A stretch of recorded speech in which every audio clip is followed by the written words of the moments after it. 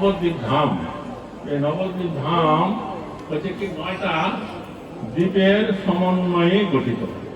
তা হচ্ছে যে অন্তর্দ্বীপ, সীমান্ত দ্বীপ, ভদ্রম দ্বীপ, মধ্যদ্বীপ, কুলদ্বীপ, তারপরে ঋতুদ্বীপ, জন্মদ্বীপ এবং মদোদ্যম দ্বীপ, তারপরে আছে রুদ্রদ্বীপ।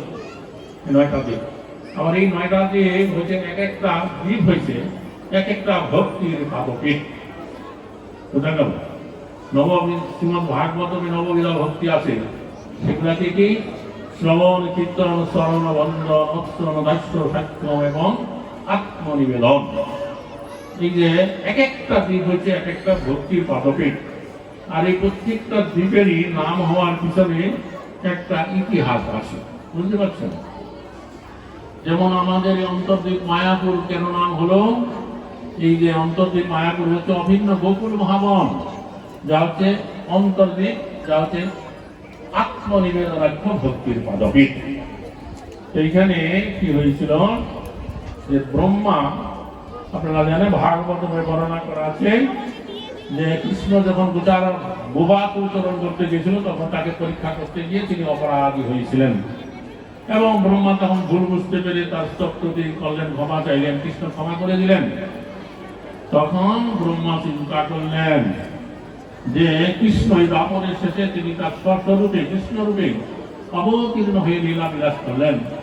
আমি তাকে চিনতে পারলাম না, পরীক্ষা করতে গিয়ে অপরাধী হলাম।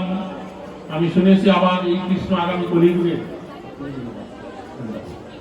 তো তিনি গৌরাঙ্গ মহাপ্রভুরূপে সকাল সদে নদিয়া নবদ্বীপ অবতীর্ণ হয়ে লীলা বিলাস করবেন এবং কলিযুগের ধর্ম নাম প্রদান করবেন। তখন আমি কি করে তাকে চিনব? তো আমি যাতে করে আর অপরাধী না হই তার একটা বন্দোবস্ত এখন আমাকে করতে হবে। তখন তিনি নবদ্বীপ ধামে এলেন এবং গৌরাঙ্গ মহাপ্রভুর আরাধনা নাম করতে লাগলেন। তখন একসময় গৌরাঙ্গ মহাপ্রভু সেই ব্রহ্মার সম্মুখে কৌশল মূর্তিতে আবির্ভূত হয়ে দেখা দিলেন এবং বললেন, হে ব্রহ্মা, তুমি কেন আমার দর্শন বিলাসী হয়ে এখানে এরকম তপস্যা করছো? তখন ব্রহ্মা বলেন, আমি কৃষ্ণলীলা বুঝতে না পেরে পরীক্ষা করতে গিয়ে অপরাধী হয়েছি। আপনি যখন এই কলিকালে গৌরাঙ্গ মহাপ্রভু রূপে অবতীর্ণ হয়ে নামকে প্রবর্তন করবেন, আমি যেন আর অপরাধী না হই এবং আপনি যে নামকে প্রদান করবেন সেই নাম রস আমি আস্বাদন করতে চাই এবং প্রেম রস আমি প্রাপ্ত হতে চাই। তখন গৌরাঙ্গ মহাপ্রভু তাকে অভয় দিলেন যে না, তুমি গৌর অপরাধী আর কোনো অপরাধী হবে না। আমার আবির্ভাবের কিছুকাল পূর্বেই তুমি গুরুমণ্ডলে মানব দেহ প্রাপ্ত হবে এবং এই হরিনাম সংকীর্তনে অংশগ্রহণ করবে। প্রতিদিন 3 লক্ষ নাম গ্রহণ করবে এবং হরিদাস ঠাকুর নাম প্রাপ্ত হয়ে যাবে। তাই মহাপ্রভুর আবির্ভাবের কিছুকাল পূর্বেই এই ব্রহ্মা বর্তমান বাংলাদেশের সাতক্ষীরা জেলার বুরুন গ্রামে অবতীর্ণ হইলেন। 5 বছর অবধি সেখানে ছিলেন। তারপরে তিনি শান্তিপুরে অদ্বৈত আচার্যের কাছে চলে আসেন। অদ্বৈত আচার্য হচ্ছেন মহাবিষ্ণুর অবতার। যখন তার কাছে এই হরিদাস বালক রূপে তার কাছে এলে তিনি চিনতে পারলেন, কিন্তু স্বয়ং ব্রহ্মা তার কাছে চলে এসেছেন। তখন তাকে তার নিজের কাছে রেখে কুলে পড়াশোনা করেন। যখন 14-15 বছর বয়স হয় তখন সে তাকে দ্রৌপদীর বহির্বাস প্রদান করেন, মালা ধরা তিলক ধারণ করিয়ে দেন। বলেন, তুমি এখন থেকে গঙ্গার তীরে উচ্চ করে হরিনাম করো। তখন থেকে হরিদাস ঠাকুর গঙ্গার তীরে ঘুরে ঘুরে হরিনাম করতেন, ব্রাহ্মণের গৃহে ভিক্ষা নির্বাহ করতেন। তো যেহেতু এই মায়াপুরে অন্তর্দ্বীপ ব্রহ্মা এবং গৌরাঙ্গ মহাপ্রভু তারা পরস্পর অন্তরের কথা ব্যক্ত করলেন, তাই সেই দ্বীপের নাম হলো অন্তর্দ্বীপ, যা হচ্ছে আত্মনিবেদন একটা ভক্তির পাদপীঠ। তো এইরকম করে তার দক্ষিণ তার উত্তর পাশে যে দ্বীপ আছে তা হচ্ছে সীমান্ত দ্বীপ। এক সময় কৈলাসে শিব ঠাকুর গৌরাঙ্গ গৌরাঙ্গ নাম করে খুব উদ্দণ্ড নৃত্য করছিলেন। তো পার্বতী দেবী এটা দেখে শুনে তো অবাক হয়ে গেলেন যে আমি ভগবানের এত নাম এত কাল শুনেছি, কিন্তু কখনো তো গৌরাঙ্গ নাম শুনি নাই। এই গৌরাঙ্গ নাম শুনে আমার হৃদয় এত আনন্দ উল্লাস হচ্ছে কেন? তখন তিনি শিব ঠাকুরের কাছে এসে বলেন, হে প্রভু, আপনি কেন আজকে যে গৌরাঙ্গ গৌরাঙ্গ নাম করে এত উদ্দণ্ড নৃত্য করছেন? কে গৌরাঙ্গ? তার নাম শুনে আমার হৃদয় আনন্দে উদ্বেলিত হচ্ছে। তখন শিব ঠাকুর বলেন, হে পার্বতী, তুমি খুবই ভাগ্যবতী আছো। তুমি এই গৌরাঙ্গ সম্বন্ধে জানতে চাইলে আমি এই যে আগামী কলিযুগ আছে, সেই কলিযুগেতে স্বয়ং ভগবান শ্রীকৃষ্ণ, তিনি তার অন্তরঙ্গা শক্তি শ্রীমতী রাধারানী ভাব এবং কান্তি নিয়ে গৌরাঙ্গ রূপে নদিয়া নবদ্বীপ অবতীর্ণ হবে, কলিযুগের যুগ ধর্ম হরে কৃষ্ণ নাম প্রবর্তন করবে, আর যাকে তাকে কেমন ভক্তি প্রদান করে দিবে। এই কথা শুনে আমি আনন্দে ভেসে যাচ্ছি, তাই গৌরাঙ্গ গৌরাঙ্গ বলে আমি আনন্দে নৃত্য করছি। তখন পার্বতী দেবী বললেন যে আপনি আমাকে কৃপা করে বলুন যে কি করে এই গৌরাঙ্গ মহাপ্রভুর কৃপা খুব তাড়াতাড়ি পাওয়া যাবে। তখন শিব ঠাকুর বললেন, তাহলে তুমি নবদ্বীপ ধামে যাও, সেখানে গঙ্গার তীরে কুটির বেঁধে বাস করো আর গৌরাঙ্গের নাম করতে থাকো। তখন পার্বতী দেবী এই নবদ্বীপ ধামে এলেন এবং গঙ্গার তীরে কুটির বেঁধে তিনি সেখানে বাস করলেন আর গৌরাঙ্গ নাম ভজনা করতে লাগলেন। একসময় গৌরাঙ্গ মহাপ্রভু তার সম্মুখে কৌশল মূর্তিতে আবির্ভূত হইয়া দেখা দিয়া বলেন, হে পার্বতী, তুমি কেন আমার নাম করছো? তখন পার্বতী দেবী কি করেছিলেন? গৌরাঙ্গ মহাপ্রভু চরণ ধরি নিয়ে তার সীমান্ত ধারণ করলেন, যার জন্য সেই দ্বীপের নাম হল সীমান্ত দ্বীপ, এবং তা হচ্ছে শ্রবণাখ্য ভক্তির পাদপীঠ। তারপরে পার্বতী দেবীর সাথে মহাপ্রভুর অনেক কথা হলো। তারপরে গঙ্গা মায়াপুরের দক্ষিণে যে দ্বীপ আছে সে হচ্ছে গদ্রম দ্বীপ, সে হচ্ছে চিত্তনাখ্য ভক্তির পাদপীঠ। সেখানে স্বয়ং সুরভি গাবী তিনি ইন্দ্রকে নিয়ে এসে সেখানে ভজনা করেন। ইন্দ্র ব্রজবাসীরা ইন্দ্র পূজা বন্ধ করে তারা গোবর্ধনের পূজা করেছিল, যার জন্য ইন্দ্র অত্যন্ত কুপিত হয়ে ব্রজভূমিতে প্রচুর ভাবে বৃষ্টি প্রদান করেছিল। তখন কৃষ্ণ গোবর্ধন পর্বত ধারণ করে ব্রজবাসীগণকে রক্ষা করলেন।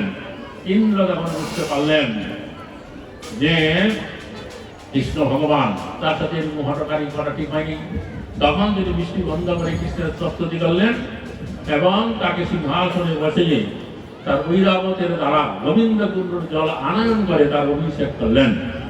তার মনে অপরাধ বোধ থাকলো। তখন সুরভি গাভীর কাছে এই কথা বললেন। সুরভি গাভী বললেন যে তুমি তাহলে নবদ্বীপ জলে চলো, আমরা সেখানে গিয়ে গৌরাঙ্গের ভজনা করো। তখন সে সুরভি মাতা গাভী ইন্দ্রকে আনয়ন করে গদ্রম দিকে বিশাল একটা অসত্য গাছের ছায়ায় নিচে বসে গৌরাঙ্গের নাম ভজনা করলেন, যার জন্য সেই দ্বীপের নাম হলো গদ্রম। গৌর শব্দের মানে হচ্ছে গাভী, দ্রোম শব্দের মানে হচ্ছে বৃক্ষ। যেহেতু সুরভি গাভী বিশাল অসত্য বৃক্ষের নিচে বসে গৌরাঙ্গের ভজনা করলেন ইন্দ্রকে নিয়ে, তাই সেই দ্বীপের নাম হয়েছিল গদ্রম দ্বীপ, যা হচ্ছে চিত্তনাখ্য ভক্তির পাদপীঠ। সেই গদ্রম দ্বীপে সেই সুরভি কুণ্ড গড়িয়ে মঠ এখন গড়ে উঠেছে। ভক্তিপূর্ণ ঠাকুর সেখানে নাম হত্যের প্রধান কেন্দ্র স্থাপনা করে সমগ্র বাংলা উৎকল দেশের সজ্জনী মন্ডলগণকে নিয়ে নাম হত্যের মাধ্যমে প্রচার কার্য করেছেন। তার পাশে আছে সানন্দ সুকুঞ্জ, যা হচ্ছে ভক্তিপূর্ণ ঠাকুরের ভজন কুটির। তারপরে সেই গদ্রম দেবী আছে সুরভি ছিলাম হরিহর ক্ষেত্র, অর্ধেক হর অর্ধেক শিব সেখানে আছে, বুঝতে পারছেন? হরিহর, হরি মানে কৃষ্ণ, আর হর মানে হচ্ছে হরি মানে শিব ঠাকুর, একই বিগ্রহ একাভূত হয়ে আছে। তো ওইখানে ধাম মাহাত্ম্য এরকম বর্ণনা করা আছে যে আমাদের এই বঙ্গ দেশে লোক সমাজে এমন একটা কথা প্রচলিত আছে যে কাশিতে মরলেই মুক্তি। কাশিতে গিয়া যদি কেউ মারা যায় তাহলে কি হয়, সে মুক্তিপথ প্রাপ্ত হয়ে যায়। এই জন্য আমাদের বাংলাদেশে, বাংলার প্রাচীনকাল থেকে বহু মানুষ যুদ্ধকালে মুক্তি পাওয়ার জন্য তারা কাশিতে গিয়ে বাস করে। তো ওইখানে ধাম হয়তো এরকম আছে, ওই হরিহর ক্ষেত্রে যাতে অভিন্ন মহাবারাণসী, সেখানে গিয়ে যদি কেউ দেহত্যাগ করবে নির্যান সময় স্বয়ং শিব ঠাকুর তার কানে গৌরাঙ্গ নাম প্রদান করে থাকে। এটা কৃষ্ণচন্দ্র রাজা নাম শুনছেন? নদিয়া রাজা ছিল এক সময় কৃষ্ণচন্দ্র। কৃষ্ণচন্দ্র রাজা যখন এই কথা জানতে পারলেন এখানকার এত মহিমা আছে, তো তিনি এখানে হরিহরদেবের সেবা প্রাপ্ত হয়েছিলেন। তখন ওইখানে একটা বাড়ি নির্মাণ করলেন, যেই বাড়িটার নাম দিলেন গঙ্গাবাস, যে আমি এখানে বাস করবো এবং এখানেই মারা যাবো, তাহলে আমার মুক্তি হয়ে যাবে। ওই শিক্ষাকে স্বয়ং আমার কাছে গুরু নাম প্রদান করবে, আমাকে কাশি যেতে হবে, এতে মহাকাশী মহাবারাণসী। এই জন্য ওইখানে এসে বাস করেন এবং ওখানে দেহত্যাগ করেছেন কৃষ্ণচন্দ্র রাজা। যেহেতু তার বাড়িটার নাম দিয়েছিলেন গঙ্গাবাস, এই জন্য লোকেরা এখনো ওই স্থানটাকে গঙ্গাবাস বুঝা গেল। ওখানে হরিহর ঠাকুর আছে।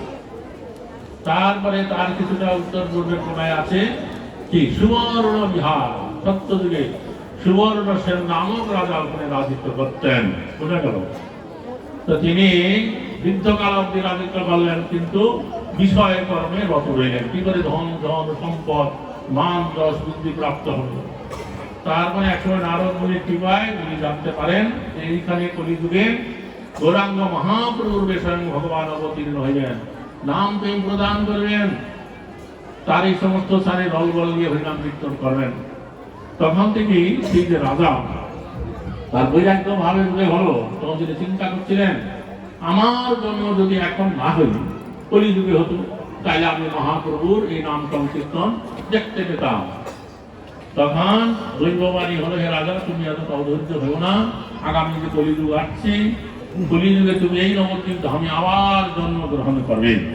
মহাপ্রভু যে সময় আবির্ভূত হয়ে তার কিছুকাল আগে, এবং মহাপ্রভু যে নদিয়া লীলা তুমি দেখতে পাবে এবং হরিনাম সংকীর্তনে তুমি অংশগ্রহণ করতে পারবে, মহাপ্রভুর অনেক সেবা তুমি করতে পারবে এবং তুমি বুদ্ধিমন্ত খান নাম প্রাপ্ত হয়ে যাবে। তখন সেই সুবর্ণ সেন রাজা বাকি জীবনটা গৌরাঙ্গ মহাপ্রভুর ধ্যানে কাটালেন এবং মহাপ্রভুর আবির্ভাবের কিছুকাল পূর্বে তিনি নবদ্বীপ ধামে বুদ্ধিমন্ত খান রূপে জন্মগ্রহণ করলেন।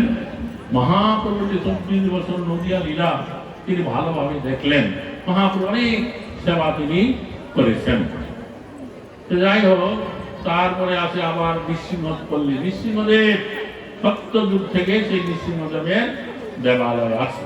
নৃসিংহদেব তিনি যে হিরণ্যকশিপুকে বধ করে প্রহ্লাদ মহারাজকে কৃপা করে, ওইখানে এসে যে নদী আছে মন্দাকিনী, সেখানে এসে তিনি কি করেছিলেন, হস্তপদ ধৌত করে সেখানে বিশ্রাম করেছেন। সেই থেকে ওইখানে নৃসিংহদেবের স্থান আছে। তা ভূকাল পূর্বের কথা, একদম গোয়ালা সেখানে গাভী চড়াতে যেত। তো তিনি লক্ষ্য করলেন যে একটা দুগ্ধবতী গাভী কয়েকদিন থেকে তাকে আর সেরকম ভাবে দুধ দিচ্ছে না, কারণটা কি? তখন তিনি বিচারণ করতে গিয়ে লক্ষ্য করলেন যে গাভীটা কি করে, কোথায় যায়।